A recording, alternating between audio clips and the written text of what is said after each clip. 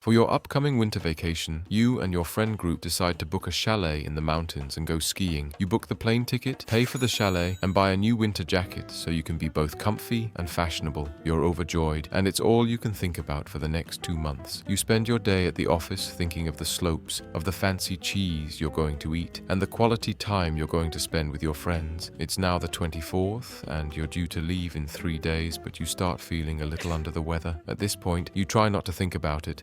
I'll feel better by then. The next day, it's worse, and the one after that, it's much worse. Your nose is runny, you're hot and cold at the same time, and even the walk to the bathroom is starting to feel like a trip. You check the airline, and they won't refund the tickets. Same for the accommodation. While you're in the midst of this internal conflict, a friend calls you, saying they have 2 2-day passes to a spa this weekend and asks if you'd like to join them. Your internal monologue starts like this: "I've already spent the money, I might as well go," and turns into, "But then again, the spa might help me feel better, and eventually, if I go skiing, at least I'll have something to show for my break." And so the dilemma becomes, go skiing or go to the spa. So what do you do? Most people would go skiing because it's already paid for. What you might fail to realize is that the money is out of the equation now. The refund being impossible, it now all comes down to 2 choices: spend a peaceful time or a miserable time for the same price. If you picked skiing, well, congratulations, you fell prey to the sunk cost fallacy. The sunk cost fallacy, a psychological deep dive. The sunk cost fallacy refers to a state of mind where someone is reluctant to abandon a strategy or course of action because they have invested heavily in it, even when it is clear that abandonment would be more beneficial. At its core, the sunk cost fallacy exposes a rift between what we expect from our decisions and the outcomes we face.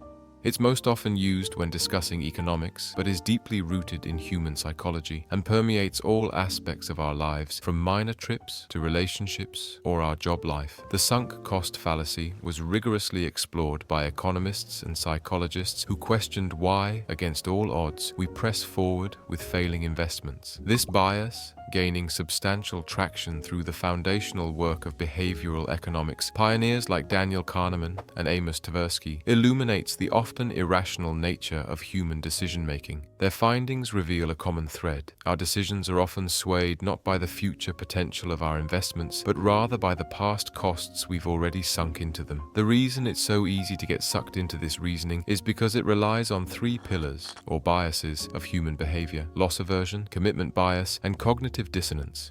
1. Loss aversion, the pain of losing. Developed by Kahneman and Tversky in their 1979 paper, Prospect Theory, an analysis of decision under risk, loss aversion fundamentally changed the understanding we have of decision-making.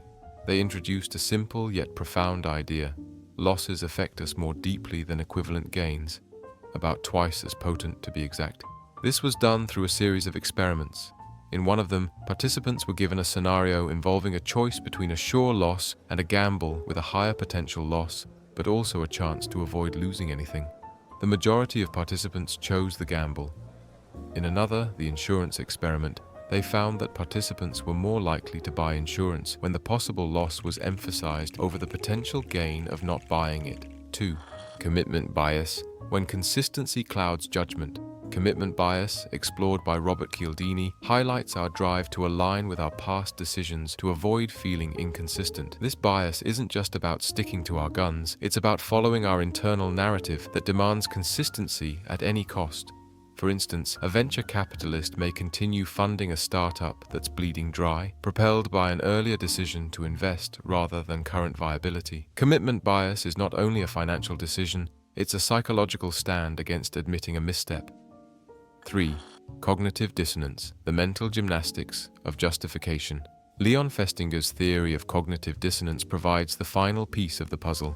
Introduced in 1957, it describes our mental struggle to align our actions with our beliefs, especially when they don't add up. This can be seen through homeowners who continue pouring money into a renovation that spirals beyond any reasonable budget. The discomfort isn't just financial, it's psychological, a battle between what they know, the financial folly, and what they do, continue spending. Cognitive dissonance is a widespread response to conflicting information, even to the most rational minds. These psychological mechanisms are the pillars on which sunk cost fallacy builds on. They help uncover the layers of human psychology that underpins this idea. Each component not only highlights our predilection for irrational decision-making, but also provides a blueprint for navigating the treacherous waters of investment and emotional commitment. Understanding these elements, both separately and how they coexist in our minds, can offer a pathway out of the trap of sunk costs, a pathway anchored in the present and the future, rather than in the past and the irreversible. The Concorde Project. The Concorde, conceived in the late 1950s and developed through the 1960s, stands as perhaps one of the best examples of the sunk cost fallacy in action. The supersonic transport was born out of a collaboration between the British and French governments, driven by a vision to dominate the skies with the fastest commercial aircraft, and steeped in the Cold War era's technological rivalry and national prestige, with both nations eager to showcase their engineering prowess and innovation. The ambition was clear: a technological leap forward. The project promised to revolutionize air travel by cutting transatlantic flight times in half, but that didn't go exactly according to plan. The Concorde project soon encountered severe financial and practical challenges. First, the development costs skyrocketed as the technical complexities of creating a supersonic aircraft became apparent. Some of the challenges included the aircraft's sonic boom and enormous fuel consumption. Both of these issues significantly limited its operational routes. The aircraft couldn't fly over specific zones because it would wreak havoc on its way, breaking glass and eardrums on its path. The fuel cost also made it greatly inefficient to operate while generating environmental concerns. These issues, paired with narrowed market viability, made it quite unclear whether or not the project would be worth it. Nevertheless, the British and French governments continued to pour billions into the Concorde, driven by a deep-seated reluctance to abandon what had become a national symbol of technological advancement. The decision to proceed was fueled more by the massive investments already made, rather than any realistic forecasts of profitable returns. Finally, after years of research, development, and many more billions spent, the Concorde launched in 1976 to no real success. The Concorde never achieved the market dominance or financial viability it was seeking. Its high operating costs made it a luxury few could afford, confining its use to niche routes that catered primarily to the wealthy. The economic impracticality of the aircraft was stark, but the project persisted, largely because so much had already been spent. The last blow to the project was dealt in 2000 in the tragic crash which killed all on board and marked the beginning of the end. By 2003, faced with unsustainable costs and a changing economic landscape post 9/11, the Concorde was retired from service. The only thing that remains of the Concorde now, apart from some exposition aircrafts and blueprints, is the name. The massive failure of the project became such an apt representation of the fallacy that it became eponymous with it, with many people now calling it the Concorde Fallacy. What's interesting about the Concorde isn't so much that its failure was so costly, or that the project persevered for years, but rather that it was being overseen by enormous entities. When thinking of sunk cost, we often use the examples of boring movies we kept on watching, or vacations we should have cancelled, but this was a $13 billion mistake, not some ruined trip to the Alps, and it took over the mind of every person overseeing the project, to the point of annihilating the possibility of turning back. Even the most technologically advanced projects, led by some of the most potent minds in the industry, can fall victim to flawed economic reasoning and psychological biases. So the question arises, how can we avoid this roadblock? When does perseverance go from good to $13 billion down the drain? Navigating between perseverance and sunk cost. Well, the first step is to examine the goal relevance. This principle involves assessing whether our efforts are driven by strategic objectives or merely serve to justify past decisions. In a given situation, it's essential to constantly evaluate if the actions align with current goals and realities, or if they are being pushed forward only to avoid admitting previous mistakes. Let's take the example of Mark Zuckerberg and the metaverse. For the better part of the last decade, Zuckerberg invested the colossal sum of $50 billion, almost 16 of which in the last year alone, into the metaverse project, funding not only the project but also the tech that is required to support it. And at this moment in time, Meta just isn't attracting users or developers at a steady enough rate to justify all that spending. It's really hard to find ways to justify this budget, especially considering Apple's total annual research and development budget this year was about $30 billion.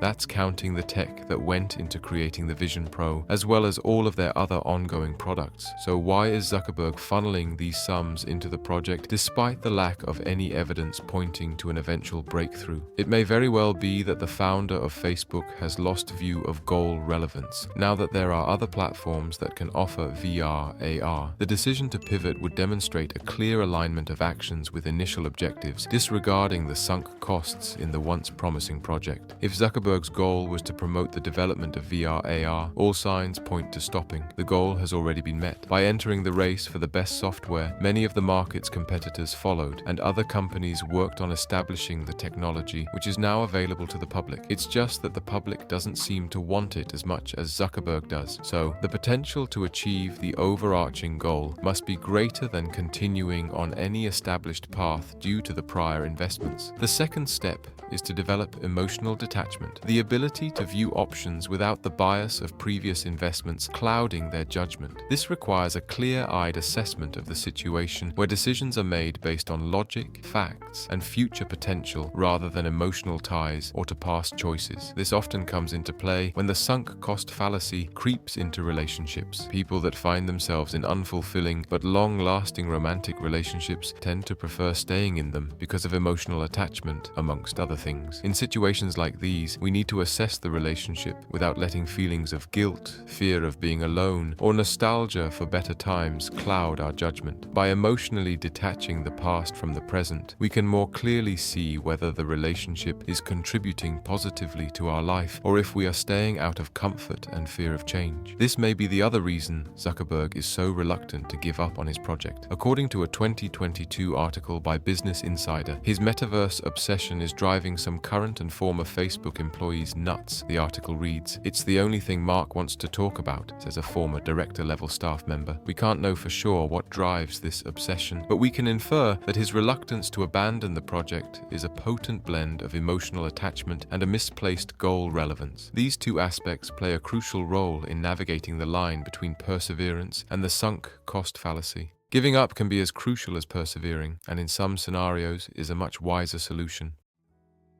Beyond the fallacy. Though the sunk cost fallacy originally emerged as a concept investigated to better comprehend behavioral economics, its reach was quickly discovered to be much broader than that. From an unfinished plate at dinner to the Concorde, this fallacy seems to know no bounds. It preys on the mind of the individual just as much as it does the collective. Think about the reactions to Socrates, Galileo, Copernicus, or any innovator who had to deal with the often violent reactions of people who invested years, decades thinking they held the truth, only for it to be proven wrong. People who built their careers, their livelihoods, their reputations on a particular subject, only for it to be debunked. How would you react? Would you embrace this new truth and pivot or deny it? Would you disappear into the dust like BlackBerry after the emergence of smartphones, or survive and thrive like Nokia, cutting your losses and pivoting to a new field? The same can be said about whole cultures and civilizations, which collapsed because they failed to pivot and adapt once their founding principles have been challenged by new ideas, new forces, new realities. Civilizations that failed to pivot simply because they spent centuries confined to a certain interpretation of the world, to limited aspects of reality, in denial of the tectonic changes of the time. But that is a story for another time. If you enjoyed this video, make sure to like and subscribe to Memopoli, and most importantly, share your anecdotes, examples, and thoughts about the sunk cost fallacy in the comments. See you next week.